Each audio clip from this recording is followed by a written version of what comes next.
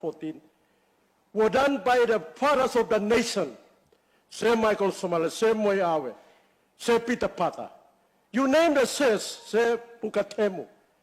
They were there during that time of amending that constitution to give Bougainville that referendum and to give Bougainville that opportunity to vote for independence. And in 2003, let me remind you,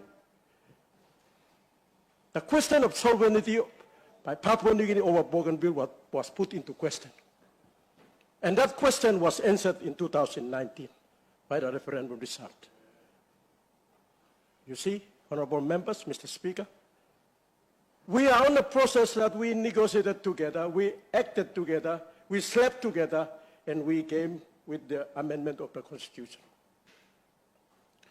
And as a democratic parliament built based on democratic principles and human rights, that parliament as an institution in 2003 made that decision.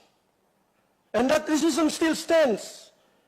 Although the leaders in that time, in 2003, some has passed on, some are still there, few of them are there. The human beings were in that institution, the parliament of Papua New Guinea, which is the same parliament that the referendum result is going to go back to get the endorsement, to get the ratification.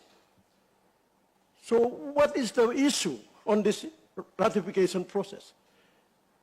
Honorable James Marape and his government must conform to the democratic principles of that institution, the democratic principles of human rights. People of Bougainville have exercised their human rights through the referendum, which was given to them by that parliament in 2003.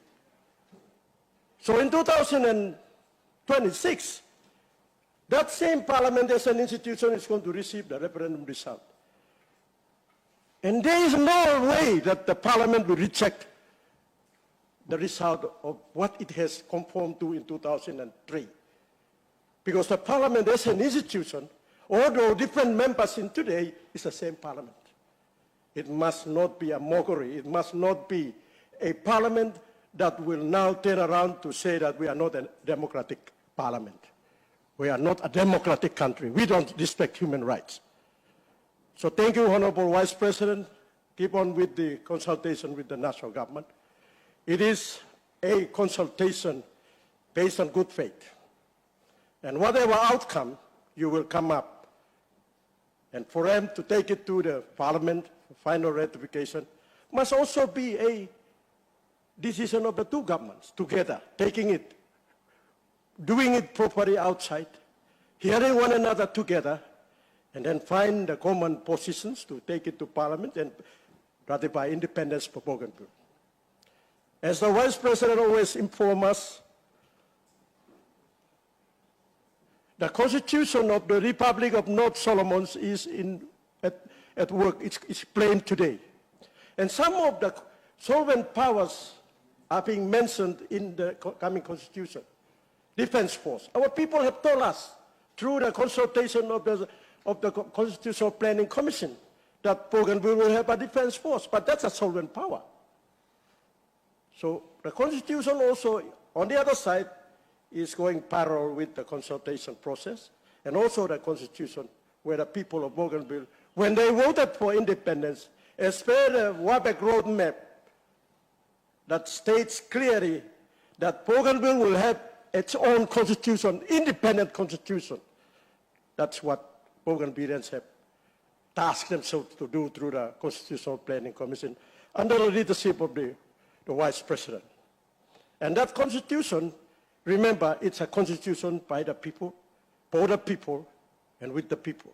And what they have stated must be categorically taken into the Malaysian framework also, because that is going to be the outcome of the constitution that Bougainville will have when the Constituent Assembly makes that particular decision.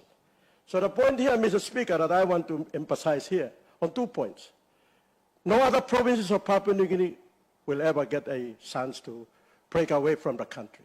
Papua New Guineans, you look after the whole country, which is already being demarcated by the Constitution Part 14. Do that. If you want to model an autonomous province of Papua New Guinea, more with East New Britain or with New Ireland province, but not with Bougainville. Bougainville have already decided that we will not be part of Papua New Guinea. Papua New Guinea made it possible through the amendment of the Constitution for us to make that decision.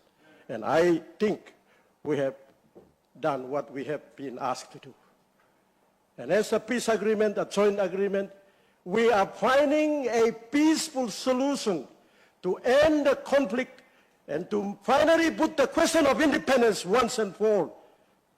And this result of the referendum was based on the options that was given to the people of Bougainville.